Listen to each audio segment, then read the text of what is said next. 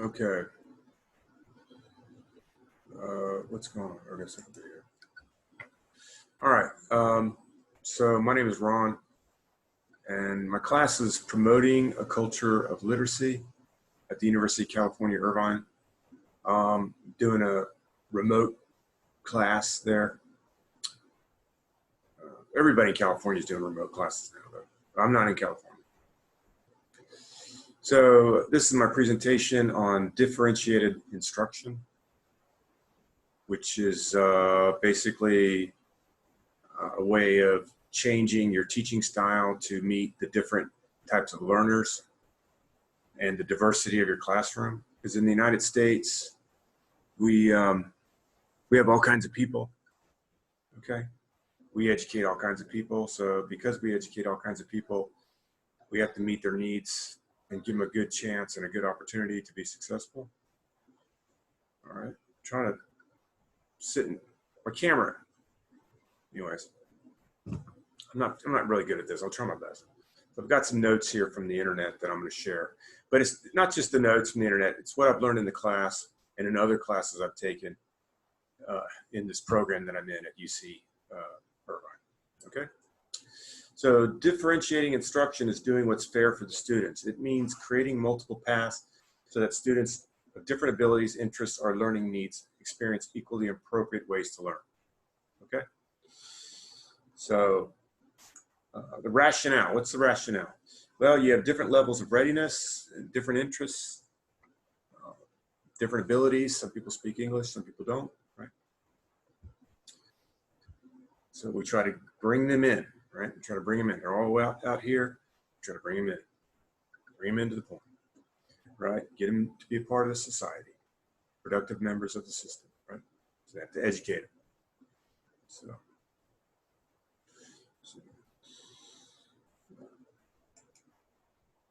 oop, hit the wrong clicker. The rationale for differentiated instruction, right? And also, too, we have different cognitive needs. Cognitive is talking about the brain. Teachers can differentiate according to the content, the process, and the product, right?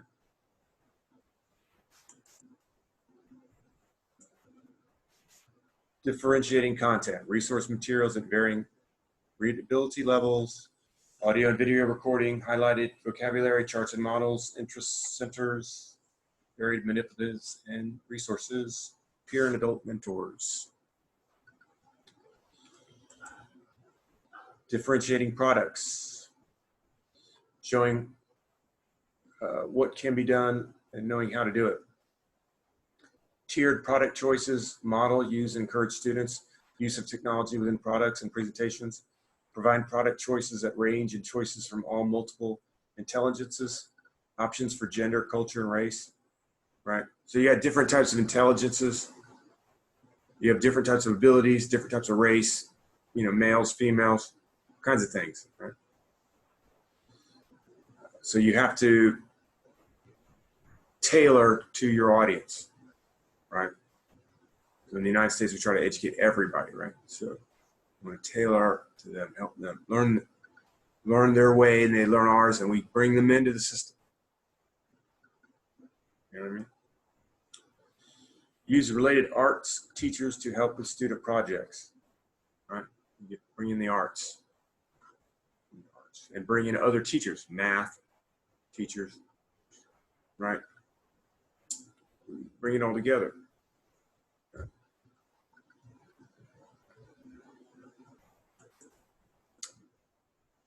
So strategies to make differentiation work. Tiered instruction, changing the level of complexity or required readiness of a task or unit of study in order to meet the developmental needs of students involved. Tiering, right? So you have key concept or understanding, those who do not know the concept, those with some understanding, and those who have a major understanding, right? So you're trying to figure out what your audience is. How do you meet them?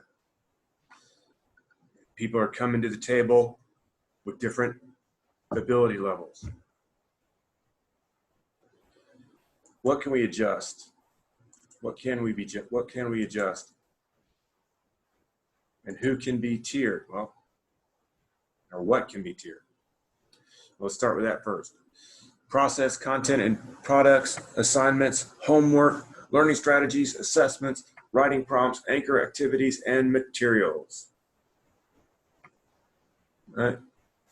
What can we adjust? Level of complexity, amount of structure, pacing, materials, concrete to abstract, right? Options based on student interest, options based on learning styles. I want to give the students options, right? We set parameters. The kids are in the parameters, right? Tiering instruction. Identify the standards, concepts, or generalizations you want the students to learn. Decide if students have the background necessary to be successful with the lesson. Assess the students' readiness, interests, and learning profiles. Okay, so that's strategies to make differentiation work. Anchoring activities. These are activities that a student may do at any time when they have completed their present assignment or when the teacher is busy with other students. They may relate to specific needs or enrichment opportunities, including problems to solve or journals to write. It could also be part of a long-term project. Okay.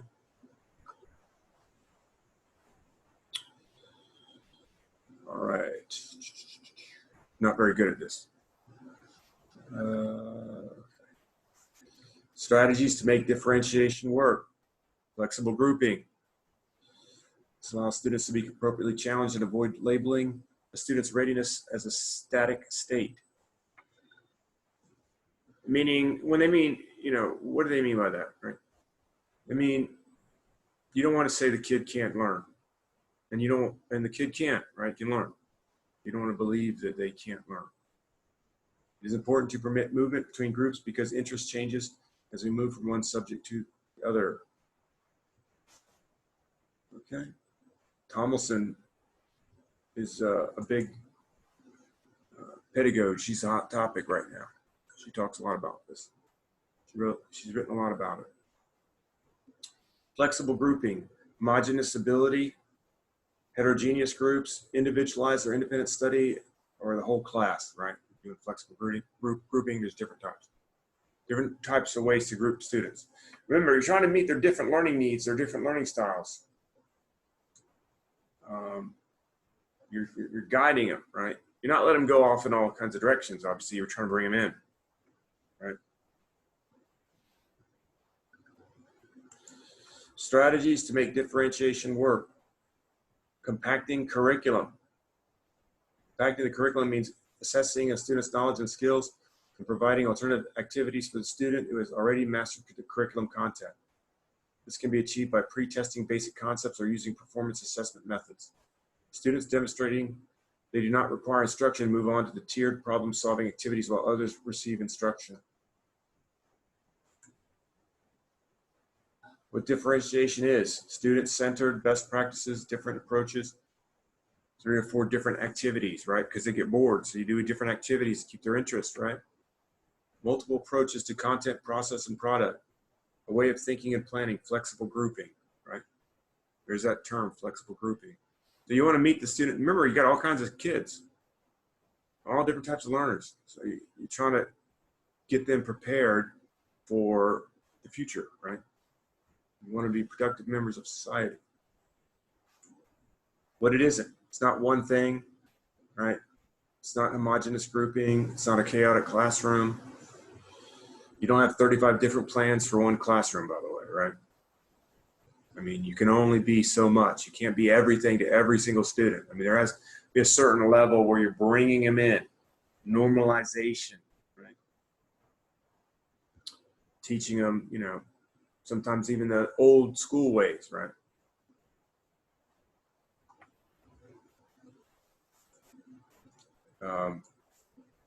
So Tomlinson is the big thinker of this, right?